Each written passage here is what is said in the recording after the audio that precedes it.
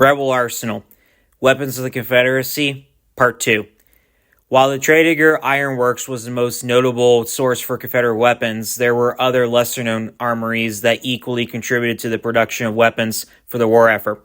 These include armories owned and operated by the government in Fayetteville, North Carolina, Asheville, North Carolina, Columbia, South Carolina, and Tallahassee, Alabama, and state and private contractors scattered all throughout the South. These locations made their own models of rifle muskets, either modeled on the Springfield or the Richmond, or they made their own models. Even other small arms styles like carbines and repeaters were made in these various locations.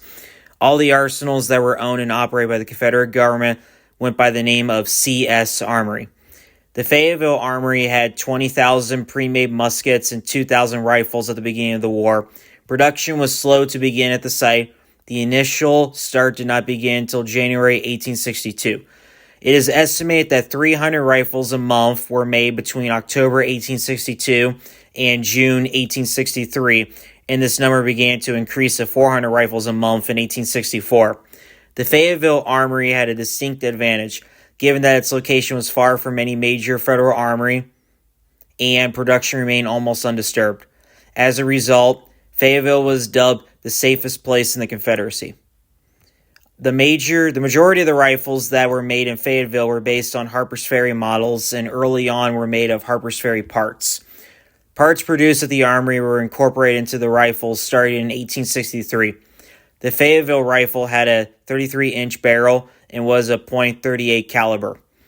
All its rifles were stamped with the Federal Eagle with the initials CSA stamped on the bottom.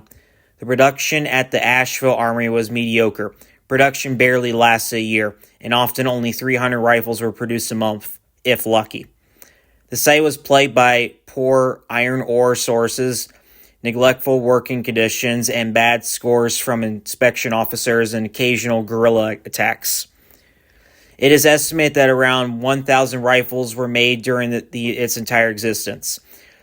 These rifles, made with a 32.58-inch barrel and a .58 barrel, were based on an Enfield rifle with U.S. model 1841 Harper's Ferry parts.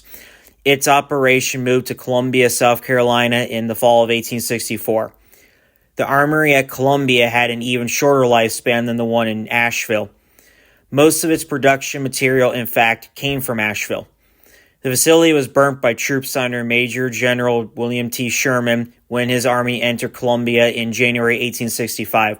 Due to this, and the fact that the war was just about at an end, nothing of note was produced at the Columbia Armory that could change the course of the conflict. Near the Confederate government-owned armory was the Columbia State Armory, owned by the South Carolina state government. This location, known as the Armory, was used as a storage facility.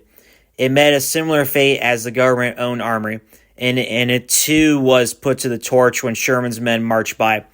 Production commenced at the Tallahassee Armory in Tallahassee, Alabama in 1864. According to a report submitted by General Georges, Chief of Ordnance of the Confederate States, on December 31st, 1864, indicated that the armory had the potential to produce over 55,000 rifles and 6,000 carbines if more funds were provided to the project. At its peak, it employed 150 workers. Tallahassee was known for its carbines, particularly its muzzle-loading model with its Enfield 5.14 flock plate. It was a .58 caliber with a 25-inch barrel, based on the British 1856 carbine used by the cavalry. Production of the carbines began in February 1865, in which 500 were produced. This rate of manufacture was considered an extraordinary feat due to the predicament that the Confederacy was under at the time.